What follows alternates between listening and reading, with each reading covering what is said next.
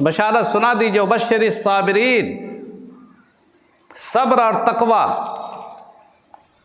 صبر کرنا اور اپنی زندگی کو صبر کے معیار پر اتارنا اور تقوی کی زندگی اختیار کرنا، یعنی تقوی سے مراد یہ کہ دین کے معیاروں کو پورا کرنا، دینداری اور ایمان کے تقاضوں کو پورا کرنا۔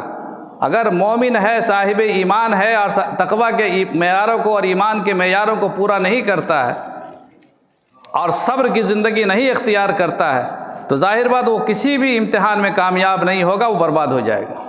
اللہ تعالیٰ فرماتے ہیں کہ وَإِن تَصْبِرُوا وَتَتَّقُوا لَا يَضُرُّكُمْ كَيْدُهُمْ شَيْئًا، اگر تم صبر کے ساتھ زندگی گزارو اور اللہ کے خوف والی زندگی گزارو، دین والی زندگی گزارو، تمہیں ان کی ساری مکاریاں اور ساری سازشیں تمہیں کچھ نقصان نہ پہنچائیں گی۔ یہ سازش تو کرتے رہیں گے، تکلیفیں پہنچاتے رہیں گے، دشمنی کرتے رہیں گے، ظلم کرتے رہیں گے، لیکن اگر تم صبر کے ساتھ دین کے راستے پر قائم رہو۔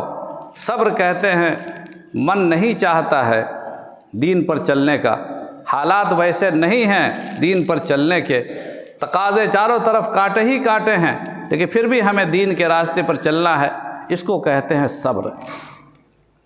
اور تقویٰ کہتے ہیں اللہ سے خوف اور ڈر کو، انسان کے دل میں اللہ کا ڈر پیدا ہو جائے کہ اللہ تعالیٰ کیا کہیں گے۔ لوگ انسان سے ڈرتا ہے، اللہ سے نہیں ڈرتا۔ تخشى الناس واللہ احق ان تخشاہ، اے نبی آپ انسانوں سے نہ ڈریے، اللہ سے ڈریے۔ انما یخشى اللہ من عبادہ العلماء، اللہ کے بندوں میں جو اللہ کو جانتے ہیں وہ اللہ سے ڈرتے ہیں۔ یہ تقوی ختم ہوتا جا رہا، یہ اللہ کا خوف ختم ہوتا جا رہا، یہ ایمان کا جو شرم ہے اور ایمان کی جو حیا ہے وہ ختم ہوتی جا رہی، وہ غیرت ایمانی رخصت ہوتی جا رہی۔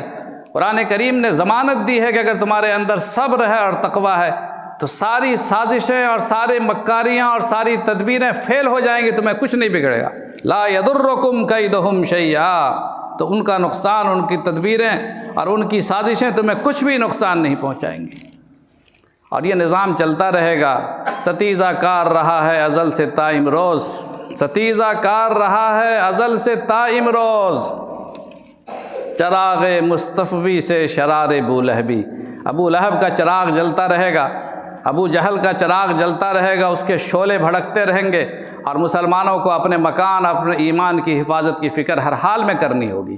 اگر فکر ختم ہو گئی تو آپ کے گھر کے اندر جب یہ چلا جائے گا، یہ آگ چلی جائے گی، تو آپ نہ اپنے آپ کو بچا سکیں گے، نہ اپنے بچوں کو بچا سکیں گے، پھر آپ میں اور غیر مسلموں میں کوئی فرق نہیں رہ جائے گا۔